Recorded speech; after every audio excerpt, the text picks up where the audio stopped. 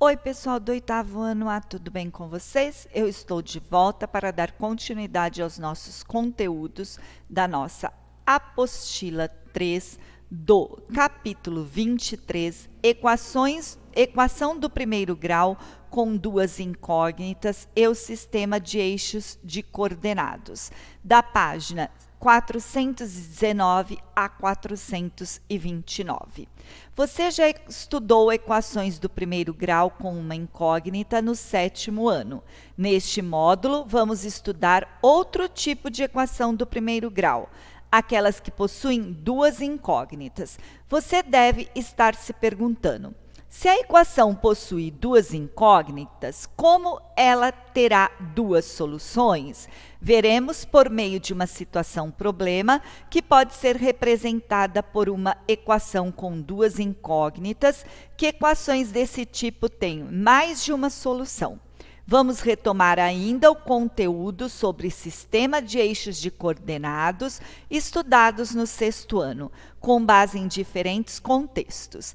Este assunto precedem a introdução do sistema de equação do primeiro grau com duas incógnitas, que será feito no caderno 4. Equação do primeiro grau com duas incógnitas. Desde que o mundo é mundo, há pessoas que se dedicam a juntar bugigangas. Colecionar objetos pode ser passatempo e a temática se renova dia a dia. É o caso de Júlia e Pati, que, mesmo com amplo acesso à internet, colecionam DVDs de show de bandas preferidas. Júlia e Pati têm juntas 27 DVDs de suas bandas preferidas. Chamando de J o total de DVDs de Júlia e de P o total de DVDs de Pati, escreva a equação que representa o total de DVDs que elas têm juntas. Júlia mais Pati tem um total de 29, então J mais P é igual a 29. Apenas com esses dados é possível determinar o número de DVDs de cada uma. Justifique sua resposta. Não é possível dizer exatamente quantos DVDs cada uma possui, porque Pati e Júlia podem ser qualquer número entre 0 e 29, contanto que a soma seja 29. Então, eu não sei qual que seria o valor da Júlia e nem qual que seria o valor da Pati. Eu sei que a soma dos dois dá 29, mas eu não sei quanto cada uma tem. Suponha que Pati tem 13 DVDs. Substituindo esse valor na equação que você montou no item A, é possível determinar o número de DVDs de Júlia? Em caso afirmativo, determine-o. Sim, aí sim. Porque eu tenho J mais P é igual a 29, ficou J mais 13 é igual a 29, J é igual a 29 menos 13, J é igual a 16. Então, quer dizer que a Júlia tem 16 e a Pati tem 13 DVDs. 2. Suponha que alguém jogue uma moeda 5 vezes. A. Sem saber quantas vezes apareceu cara ou coroa, nas face voltada para cima, monte a equação que representa a situação. Para isso, chame de x o número de caras e y o número de coroas. Eu sei que se eu fizer x mais y é igual a quanto? 5, porque ele jogou quantas vezes para cima? Jogue uma moeda 5 vezes. Então, x mais y é igual a 5. Determine todos os valores possíveis para a equação. Eu poderia ter 5 caras, 0 coroas, 4 caras, 1 coroa, 3 caras, 2 coroas, ou 2 caras, 3 coroas, 1 cara, 4 coroas, 0 cara, 5 coroas. A solução que você obteve podem ser indicadas por um par ordenado do tipo x e y. Escreva todos os pares ordenados que representam o conjunto solução dessa equação. Sim, pode, x, y, 5, 0, 4, 1, 3, 2, 2, 3, 1, 4, 0, 5, que está aqui. O par 1, 4 é igual ao par 4, 1. Ó, a gente tem que concluir que eles não são iguais, pois o primeiro elemento indica o número de caras e o segundo o número de coroas. Assim, o par 1, 4 indica uma cara e 4 coroas, e o par 4, 1 indica 4 caras e uma coroa. A soma de dois números racionais é 5. Escreva a equação correspondente. Não se esqueça de antes nomear as incógnitas. Se chamar os números de x e y, temos x mais y é igual a 5. Escreva 3 pares ordenados que satisfaçam essa equação e não são soluções do item 2.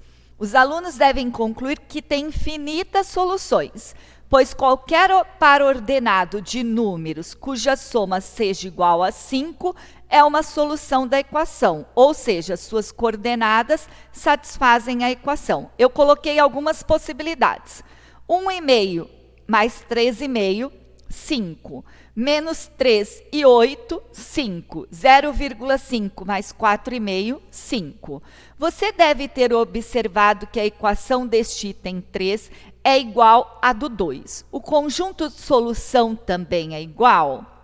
O conjunto de solução da equação desta atividade não pode ter os seus valores enumerados, como ocorreu no item 2, visto que ele possui o quê? Infinitos pares. Aqui eu só citei alguns.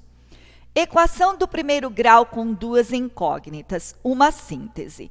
Na sessão anterior, você verificou que as situações propostas podiam ser representadas por equações do primeiro grau com duas incógnitas. Você deve ter percebido também que as soluções de equações desse tipo são representadas por meios de pares ordenados. Além disto, vimos que em cada contexto o número de soluções variou. No item 1, o conjunto de solução é finito, com uma única solução, e o par ordenado foi determinado partindo-se do valor de uma das incógnitas. Como a equação referia-se a dados de uma situação já determinada, não eram quaisquer valores que satisfaziam essa situação. No item 2, o conjunto solução também é finito. Os pares ordenados que satisfazem a equação são constituídos de números naturais, no intervalo numérico de 0 a 5. Já no item 3, o conjunto solução é infinito, porque o conjunto universo é dos números racionais. Dessa forma, o conjunto solução de uma equação do primeiro grau com duas incógnitas depende do contexto apresentado pela equação. Neste módulo, vamos aprender um pouco mais sobre esse tipo de equação. Exploração do contexto com coordenadas cartesianas. No sexto ano, caderno 2, você teve o primeiro contato com a localização de pontos no sistema de coordenadas, quando estudou retas paralelas e retas perpendiculares. Foram apresentados contextos que incluíam um sistema de coordenadas, o mapa de uma cidade, o jogo da batalha naval. Neste módulo, vamos explorar contextos em que o sistema de coordenadas aparece. Essas atividades contribuirão para a compreensão do sistema de coordenadas cartesianas, conteúdo fundamental para as próximas aulas. Em nosso cotidiano, nos deparamos com muitas situações em que coordenadas são utilizadas. Quando compramos ingressos para um espetáculo de teatro, para assistir a um filme no cinema ou a uma partida esportiva, é possível escolher o assunto, o assento em que desejamos sentar. Repare na figura acima que as fileiras repetem a numeração dos lugares. Então, como saber qual das fileiras a moça está sentada? Isso vai depender de como estão organizadas as fileiras. Geralmente são indicadas por letras. Nesse caso, a moça estaria na fileira B, no assento 30. Em teatros, grandes estádios de futebol ou quadras esportivas, um conjunto de fileiras geralmente é organizado em setores, distribuídos no ambiente. O cartão de embarque de uma viagem de avião, o assento do passageiro é indicado por uma coordenada. Por exemplo, o cartão da figura. O assento do passageiro é 25B. Ou seja, na fileira 25 e poltrona B. Considere o mapa. Há várias possibilidades. A África, identifique e enumere um par para cada um dos continentes. África, tem várias possibilidades, tá? Aqui a África está no F11, G11, H12. A América no D15, F15 ou H7. Ásia, D18, C17, E15. Europa, E11, C12, D10. Oceania, J18, J19 e K18. Considere o detalhe do mapa com a região de Cuiabá, capital do Mato Grosso. Tá aqui tem as coordenadas com as letras. Em um guia rodoviário, para localizar a cidade de Cuiabá, há as indicações S17. Explique o significado desse código. A indicação S17 é para localizar a cidade de Cuiabá, no guia rodoviário. A letra está no eixo vertical, que é o número, no eixo horizontal. A ordem em que aparece não altera a localização da cidade no mapa. Identifique as coordenadas da cidade: Rondonópolis e Poconé, Tesouro e Primavera do Oeste. Rondonópolis está lá no mapa U19. Poconé, T17. Tesouro, T21. Primavera do Leste, S20. Localize 3 cidades que pertencem à coordenada T19. Se vocês olharem lá no gráfico, tem o Dom Aquino, Jaciara, São Pedro de Cipa e Jucimeira. Um lugar no avião. A figura mostra o mapa no interior de um avião de passageiros. Considere as informações sobre o interior. Primeira classe, executiva, executiva com mais vantagens, econômica, saída de emergência, saída e lavatórios. Está tudo indicado aqui. Nós vamos ter que olhar aqui para poder responder os exercícios. O que você observa em relação à identificação dos assentos? As 3 fileiras da primeira classe possuem 4 assentos em cada uma. 2 à direita do avião e 2 à esquerda. As fileiras são enumeradas de 1 a 3 e as letras que identificam os assentos A e B à direita do avião é E e F e E e F à esquerda. As demais fileiras possuem 6 assentos em cada fileira, 3 à direita e 3 à esquerda. As fileiras da classe executiva/executiva, com mais vantagens, seguem a numeração das 3 primeiras. Não há fileiras de número 4 a 6. Há, portanto, interrupção na sequência numérica que identifica. A classe executiva/executiva com mais vantagens se inicia na fileira de número 7 e vai até a 12. Não há fileiras numeradas com os números 9 e 13 a 19. Ainda nessa classe, há as fileiras 20 e 21. As fileiras da classe econômica estão numeradas na sequência de 22 a 32, exceto pela fileira 33. As saídas de emergência ficam sobre as asas do avião. Isso aqui era para descrever os assentos dentro do avião. Então, era só ir lá olhando e fazer o relatório. Uma pessoa escolheu viajar de primeira classe e quer sentar no corredor. Quais lugares ela pode ocupar? B1, B2, B3, E1, E2 e E3. Quais são os assentos da classe executiva que possibilitam que uma pessoa fique na janela? O A7, A8, A10, A11, A12, A20, A21, F7, F8, F10, F11, F12, F20 e F21. João reparou só depois de imprimir o cartão de embarque que o assento escolhido ficou na saída de emergência. Que assento ele pode ter escolhido? O F21 ou o A21? Mariana quebrou o braço direito e vai viajar de classe econômica, mas não quer ninguém do mesmo lado do seu braço quebrado. Que lugar ela pode escolher? Ela poderá escolher qualquer assento na fileira F, de 22 a 32, ou na fileira C, de 22 a 32, exceto o F33 e o C33. Um passageiro escolheu o assento B8.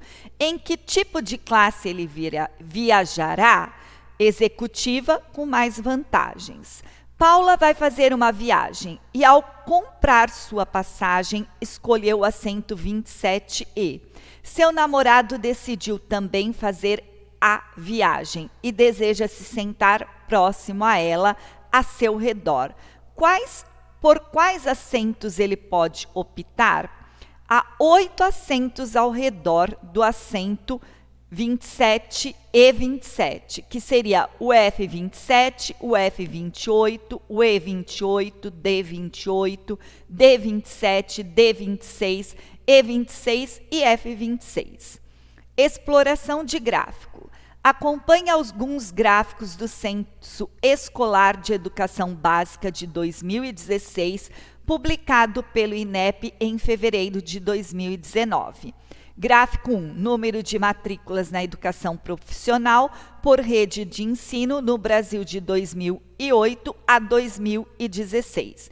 A mais escura é a pública e a mais clara é a privada.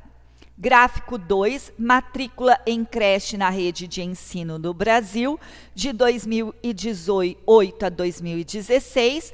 O azul todo é o total, a verde é a pública, a linha vermelha a privada. Gráfico 3, evolução de números de matrícula por etapa de ensino, anos iniciais, anos finais e ensino médio, de 2008 a 2016. Aqui a gente tem os anos iniciais, os anos finais e o médico.